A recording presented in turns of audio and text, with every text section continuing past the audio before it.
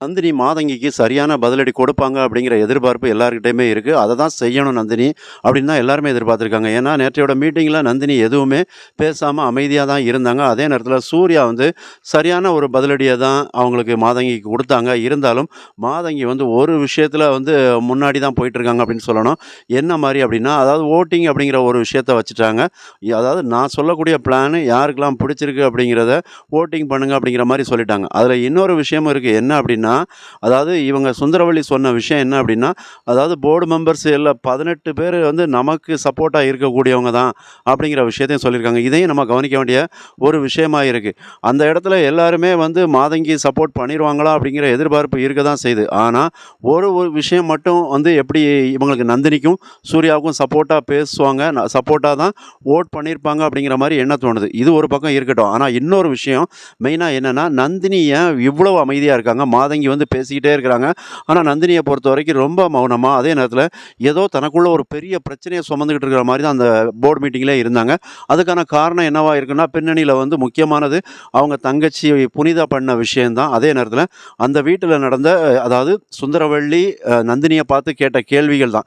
அந்த teddy beer பொம்மைய அந்த கௌசிக்கு வந்து அனுப்பிவிட்டு, இந்த வீட்டுக்குள்ள ஒரு குழப்பத்த உருவாக்குனாங்க. அதன் மூலமா நெறைய பிரச்சனைகள் நடந்தது. நந்தினியுமே அவங்க தங்கச்சி புனிதாவ அடிச்சது. இந்த மாரியான விஷயங்கள் தான் நந்தினி மனசுக்குள்ள ஒரு குழப்பத்த உருவாக்கியிருக்கு அப்படின்னு சொல்லலாம். ஆனா, அதில வந்து நம்ம சூர்யாவ அந்த ஒரு விஷயத்தில வந்து பாராட்டியே ஆகணும். ஏன்னா, நந்தினி முகம் இவ்வளவு டல்லா இருக்கும்போது, அப்ப அவரு ஒரு வார்த்தை சொல்லுவாரு. என்னன்னா, அதாவது "நீ தான் எனக்கு எல்லாமே சக்தின்னு நெனச்சிட்டு இருக்கேன் நந்தினி.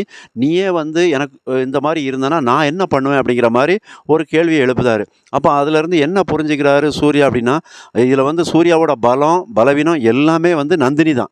அது மட்டும் நல்லாவே தெரியுது. அதனால தான் அந்த வார்த்தைய வந்து சொல்றாரு. அதன் பிறகு தான் நந்தினி வந்து அவங்க கூட அந்த போர்டு மீட்டிங் வாராங்க.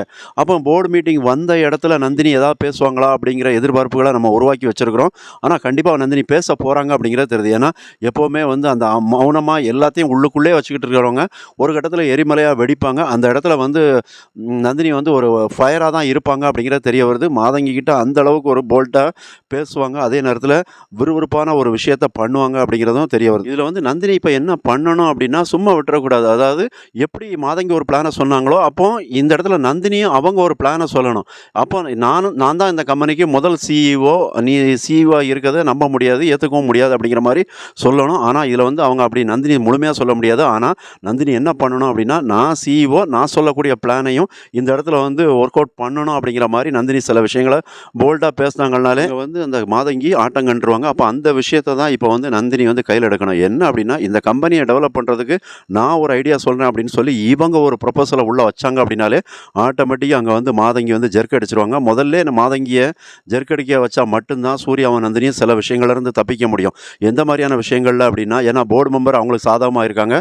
அத தப்பிக்க முடியும். சப்ஸ்கிரைப் பண்ணுங்க. நன்றி.